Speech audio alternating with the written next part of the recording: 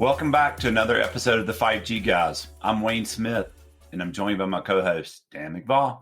Hey, everyone. Thanks for joining us again. Great to have you back. Today, Wayne and I are going to talk about the shutdown of 3G. So we all are excited about 5G and what's going on there. And we've talked a little bit on past episodes about how as we progress through new technologies, old technologies need to be shut down. Spectrum needs to be quote unquote harvested so that room can be made for these new technologies. And so this year and going into 2023 and throughout 2023, we're going to see a lot of 3G and even 2G networks being shut down by carriers. And so we'll talk a little bit today about what that means and what the impact of that might be, and so that people can understand that. So what do you think, Wayne? Great subject. If you have a Verizon or AT&T account, you've probably been getting emails lately stating they're going to shut the network down and the impacts to you. So it's an interesting for you and I subject because we built the original 3G networks. Right. So now we've lasted long enough to see them come to, change the world and now go bye-bye. Right. So yeah, let's jump in. Cool. Well, let's start like we do a lot of times with a little bit of history. So in the history of the different Gs throughout the industry, I remember back when I started in the industry during, we didn't call it 1G, but the analog cellular days as 2G networks were being built. The big issue we had was that our subscribers had phones that were only 1G capable. They were only analog. And so back then, when you bought a phone, it was a ton of money and that phone would last forever. Unlike today, right? Most people get a new phone, and if they're lucky, they get 2 years out of it. Many people only get a year out of it, and then they need a new phone because they break it or battery's not charging anymore, or whatever. But back then, you bought a phone, that phone would last 5 years, no problem. The problem we had was all these people had phones that were not capable of working on the new technology we were deploying. So our focus was we have to get people a reason, give them incentive to get rid of their old phone they paid good money for and get a new phone. Today, it's changed a little bit. It's more a matter of limited resources, limited lanes on the road, if we will, of spectrum. And the demand for the 4G and the 5G is so high that the carriers don't have enough lanes on the road to support 2G and 3G as well. And so they need to get rid of the 2G and 3G to allow them to have more usage on the 4G and 5G. So it's a little bit different perspective, but that's kind of where we're at today. And to your point, Wayne, yeah, all the carriers, T-Mobile, Verizon, AT&T, they're all in this mode of shutting down these old technologies so that they can utilize their resources, their lanes in the road for 5G. Yeah, I mean, one adder I would say is that we don't want to, I know there's a lot of hype around 5G, but currently most of the US is still running 4G networks, which were super robust, built out. It took 15 years to get that done, the 4G side. And so we can all rest assured that the fundamental and the major carriers have a really outstanding and quality 4G network. Yeah. Without getting on too much of a tangent, I think we're in a mode now where we're going to see 4G and 5G work together in tandem, as opposed to it being one or the other. It's going to be both for a pretty long duration. And actually, the same was true with 2G and 3G. A lot of people don't realize that 2G and 3G worked hand in hand, where 3G was where the phone would go for data services. 2G was where the phone would go for voice services. So you're making a phone call, your phone would go to 2G. If you're surfing the internet, it would go to 3G. And so you're going to have similar sort of thing with 4G and 5G. So that's a good point. But let's get back to the 3G touchdown, the 3G shutdown topic. So to your point, Verizon's been notifying their customers that they intend to shut down their 3G network. I think January 1 of 23. Is that what you're understanding as well? For Verizon? Yeah. No, it's, December 31st. Yeah. Same. Yep. Yeah, 2022. Yeah, that's when they're shutting down for sure. AT&T was in February, I think.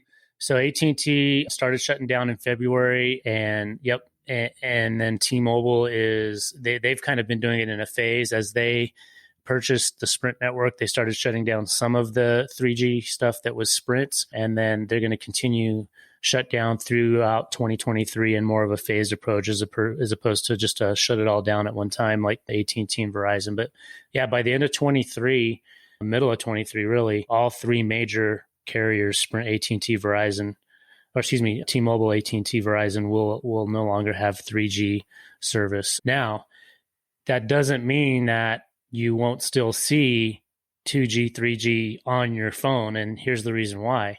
All of these three carriers, as we've talked about in other episodes, they rely on roaming partners, whether it's international or even domestic, when they get into more rural parts of the country. A lot of these regional, smaller mom and pop regional carriers, they still only have, in some cases, 3G networks. They have cell sites that haven't even been upgraded to 4G yet. So you might be in rural Montana and you're going to see, if your phone is still capable of going to 2G or 3G, you're going to see it roam to a 2G or 3G network still, even if you're a subscriber of one of the big three carriers. And I think you even spoke to that, Wayne, that you were seeing that just recently on your hunting trip, right? Yeah, like I was out in rural Colorado, and the only way I hadn't, I took the unbeaten path on the way home and literally had no coverage. Finally got to a 3G node where I could send a text message, and that was it. And so that was within 2 or 3 hour drive within rural Colorado. You still don't have coverage out in those areas. And I don't think that until you see that show up on your phone, you really realize, oh, wow, we're really fortunate to live in the metropolitans we do with the coverage that we have. And what's interesting, I reached out to some of the engineers that I know that will remain nameless because I don't want to get them in trouble, but that work for one of the three big carriers. And what's interesting is, in some cases, their focus and their strategy is going to be to leverage 2G in some of these rural areas and not even use 3G. So they're just basically going to say, hey, in some of these areas, all you're going to be able to do is make a phone call or a text message, and we'll push the phone, if it's capable, to 2G to make sure you can, have those life safety kind of make a phone call, get a text message out. But you may not be able to, stream Netflix in some of those more rural areas unless and until that partner has a 4G service available to you at that time. Yeah, to that point, it must be T-Mo. I did read this morning that T-Mobile did shut down their 3G network, but have no plans to shut down their 2G network at this point. So that was an added. But I know. Yeah, so I thought that was really interesting. So when you look at what the shutdown means, let's talk about that a little bit. Mm-hmm. We all think about it from the standpoint of our phone, right? But the reality is almost all of us, because we get new phones so frequently, phones that are 4G capable have been around since 2011. So, if you're on been on the trend of getting the latest iPhone or the latest Samsung Galaxy or the latest Google Pixel or whatever, and you've been getting a new phone, let's say even every 3 years, your phone is capable of 4G undoubtedly, and the 3G shutdown is not going to impact you. Where it's going to impact us is IoT, Internet of Things. All of these devices that are out there that were built to work on 3G are no longer going to work when 3G gets shut down, right? So we're talking things like alarm systems. You have a little cellular chip in the burglar alarm on your house that's using cellular as a backup if the phone line goes down, for example, or sensors on sprinkler controllers at the park, even devices in cars. For sure. I think important is this not overlook medical devices, because early medical AFib, different types of devices, did carry on the old network. And the SOS devices, there's just so many applications I think we just take for granted, like the emergency pool phone, or the elevator phone. A lot of those used the original 3G technologies, and they haven't been updated for years because they just don't have that much usage. So we'll see some, fallout from it, but maybe not personally because of where we live and to your point, the technology. One thing that I did read is it might affect more seniors in America. Mm-hmm. We do have a pretty aging baby booming population that have I forget the name of the products, but life services, where they can hit a button and they can call emergency. A lot of those old legacy systems, people just don't upgrade their products like we do as a younger generation of user. They may be using their device for 10 years or so. So that's always, if you have a loved one out there, you should check into the services that they have. I mean, this is good advice. Call your mom, call your grandma, make sure that she's got, whatever, if they were using any kind of technology in that way, that it's been updated and it still works. Hey, real quick, a quick word of thanks to today's sponsor, Vertex Innovations, before we get started. For over 17 years, Vertex has been building the nation's wireless and broadband networks. Providing project management, network engineering, and construction oversight are just some of the ways Vertex helps their clients. So if you're looking for more of a partner to help you with your wireless network designs, construction, implementation, or operations, reach out to Vertex. You can find them at vertex-us.com. That's vertex-us.com. There was some statistics that AT&T actually did put out, and they said that their shutdown earlier in the year in February impacted about 3% of their customers. And of that 3%, a tenth of that 3% was voice users. So 90% of what was impacted of that 3% was IoT type stuff, right? It was sensitive devices, alarms, things of that nature. The other area that this is impacting that actually indirectly impacts your phone is what if anybody has a car that's been built like 2015 or later, especially if it's a little higher end car, like especially a lot of the European luxury cars, your car had or has built-in Wi-Fi, right? Where all the phones in the car can sync up to a Wi-Fi hotspot in your car and get internet service, right? Mm-hmm. Or semi-related is the OnStar, right? Where you hit OnStar and to make an emergency call if there's an accident or whatever. Well, those modems in those cars are leveraging the terrestrial cellular network to get your connectivity. And those modems have been 3G for quite a while, actually. And there's been a string of lawsuits against companies like Volkswagen, Ford, BMW, Porsche, because people bought a car, let's say in 2016 or 2017, that modem was a 3G modem, believe it or not. It wasn't a 4G modem, even though 4G had been around for 5-6 years, because the life cycle of getting all of these technology changes through this whole engineering and manufacturing process into a car took so long that people bought these cars with antiquated modems. And they're like 2 years, 3 years into having bought this car, finding out that the modem doesn't work anymore. Their OnStar might not work when this 3G shutdown happens, or that Wi-Fi won't happen. So I think that's an area that's probably caught a lot of people off guard, who spent a premium for a nice luxury car that's supposed to have this connectivity, and now all of a sudden it's getting impacted.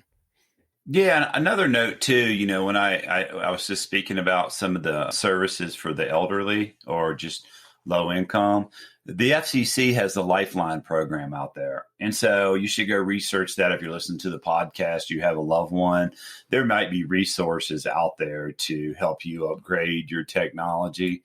It's called Lifeline Support for Affordable Communications. And it's a program that you can go find resources if you need them. You can't afford a new phone or something. So I just wanted to throw that out there. The FCC does a lot of things for a lot of folks, and the programs are available. Yeah, we'll put a link in the show notes for any listeners that might have a loved one or knows anybody that could take advantage of some of those Lifeline life cycle subsidies that the FCC provides. That's a good one. I think the other thing to note is, for those that happen to live in rural parts of the country, areas that their primary service is provided by more of a regional carrier, you may not be impacted by these shutdowns. So you really need to pay attention to whose network you actually really are on. And you might actually be subscribing to one of those smaller companies and not subscribing to Sprint or Verizon, T-Mobile or Verizon or AT&T. But it is important to note that if you have an older device, you live in one of those rural parts of the country that's not shutting down right away, that if you roam into a more urban area, you're going to be impacted where your phone may not work, or absolutely, it's not may not work. It will not work when you roam into those big three carriers networks from your home network on one of the smaller carriers. So that's something you got to really look out for as well. So be prepared that you may have to get a new device if you've had your device for a long time and you live in those areas. Yeah, here's a question for you. You may dig this one. So we're going to shut down the 3G network, and it's built on a certain type of spectrum. What do you think, is the reason they're shutting it down to utilize that 3G spectrum? Mm-hmm. Yeah. Is that the primary reason? Yep. And the carriers that have opted to leverage 2G versus 3G as part of this transition, there's actually a good technical reason. And I'll go back to the analogy for those that are maybe new listeners and haven't heard old episodes. Wayne and I talked about the concept of think about the technology as roads and cars were right. And I won't be repetitive, but the car is the technology, the road is the spectrum. You got to have lanes for the car to drive on, for the technology to work on. Well, what they're doing is they're trying to free up those lanes that were dedicated to 3G so that they can use those lanes for 4G and 5G. Well, what 2G, because it's such a low end technology, the bandwidth it requires, it doesn't need a full size lane. So they're able to use guard bands of the spectrum that the 4G and 5G can't use because it's too narrow. And they're able to push some 2G channels into that. So the analogy would be like putting the old Model A cars on the shoulder of the road that you normally couldn't drive on. That's what they're doing, is they're leveraging some unutilized spectrum that can't be used anyways, pushing the 2G into that unutilized spectrum, those guard bands. And then that way they're still able to harvest the spectrum they need for 4G and 5G, and then still be able to push traffic to 2G without having to shut it down. Oh, yeah, that's awesome. And so I did find some other notes that are notable for some of the topics we said. If you had your phone and you bought it before 2014, chances are you could have there's a possible issue there. In automobiles, if it was purchased before 2019. Isn't that crazy? 2019. Yeah, it's like, it sounds only 3 years ago. Right. Yeah. And I don't believe that unless some of these lawsuits force them, I don't feel like most of the manufacturers are planning like a retrofit where you can take your car in and get it upgraded to be able to be 4G capable. I think you're kind of just stuck with what you've got in most cases, from what I'm hearing. Oh, wow. Here's some device list. So medical, alert devices, fall detectors, communicators, like I was saying, fire alarms, like you mentioned, inventory trackers that were built, smartwatches that were built on the old technology, e-readers, Kindles and Nooks and etc. before 2014, GPS trackers like for pets and such. And then marine safety devices. Never thought about that, but a lot of the marine devices are done. But yeah, interesting list, huh? It's kind of fascinating because, for you and I doing the podcast and our careers, how, we talked a little bit earlier in the podcast about employment opportunities where they change. This is a good segue. We probably did projects in our based on 3G, and now it's finally sunsetting and we're moving on to the next best thing. Yeah. I think that's a good, I guess if you have a device that has to be connected somehow and you don't know how it's connected, it's just wirelessly connected and you've had it for a while, you should look into it, I think, is the message. Because Kindle readers, I know a lot of people that have the old school Kindles, and I think I still have one. I don't use it anymore. I just use my iPad now, but I wouldn't have even thought about that. Yeah, that Kindle probably wouldn't work anymore. Yeah, so it's crazy. It's just so many impacts to different things.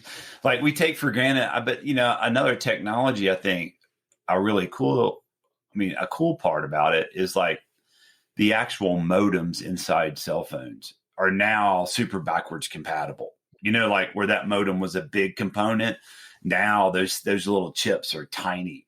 And I think the one in the iPhone is as big as a needle head, right? And it holds like 2,000 types of processing capability, including 3, 4, 5G. So yeah, it's things have improved in the build out of it, but not necessarily everything. That's a good point. It used to be in the 2G, 3G days, if you wanted to travel, let's say, to another continent, you had to get a completely different phone because the processor on the phone in North America or even in the US was only capable of working on the technology and on the spectrum we had here. You'd go to Europe or Asia, it technically could not talk to those networks no matter what. It didn't have the ability. All the modern day phones since about 2015 are globally universal. The technology capabilities of those processors will work anywhere in the world. You just got to get a new SIM card, basically, if you're not roaming. But the phone itself doesn't have to be changed. So that's a really good point. Yeah, and it depends on how rural you go. Mm-hmm. Like you might have connectivity, but you can't do the things that we're used to doing with our smartphones today. My travel over the Thanksgiving holiday, I went pretty remote to a really remote part of the world. And, you cannot use your phone like we're used to use it today. You have to be more patient with your speeds, the data you're trying to push through those rural networks, that is just not available. Now, did I have any issues? Not compared to like in the past of traveling to other world locations. And we were able to, do some basic functions like make a phone call, but other options weren't available for you. Yeah. So this is always going to be, until the world catches up with itself. Yeah. Well, and now, I mean, the ubiquity of Wi-Fi networks as well, right? We all know that. We take for granted the fact that we just put our phone and jump on a Wi-Fi access point and still keep shooting, So wasn't that long ago that wasn't an option either. So we kind of don't even realize the convergence that's been happening, and that's a whole nother topic. But well, it's good update. Hopefully this helps listeners understand what this means and what it doesn't mean as well. And I think the punchline for me is it's not really that big of a deal, with the exception of these outliers that you got to pay attention to. For the most part, none of us are going to even notice. AT&T has been shut down since February. They've been shut down for almost a year. The world hasn't come to an end. So not going to be a huge impact unless you got one of those devices. Yeah, agreed 100%. Go check on your loved ones if they still use an old flip phone from 2011. Other than that, you're probably safe. And I think it is always a reminder how fast technology moves. I had heard this stat, and this is crazy. I don't know if it holds true today, but it might, that the network itself, the physical attributes of how they run this technology, 3G, 4G, 5G, they rebuild that network every 5 years. So the components of it, so it just gives you the speed of technology and what we're going through. And it's pretty amazing. Yep. To be part of it. I would agree. My experience is about every 5 years is when you start seeing the first pieces of the next generation of technology. And then it takes another 5 years for it to be substantially built out. So 5 years before you see the next one starting, 10 years from, for major deployment, basically. So I would expect we might start seeing 6G, and that'll be another topic, 2025 and major rollout of 6G 2030 kind of thing. But we'll see. We'll talk about that in another topic. So thanks as always for joining, guys. Find us on 5gguys.com. Connect with us on social media. Check out the show notes. We'll put those links to FCC Lifeline services for any loved ones or people that need assistance in making sure they can stay connected. And until next time, thanks. All right. Peace. Thanks for listening to the 5G Guys. For more resources and to connect with Dan and Wayne, check out their website at 5gguys.com.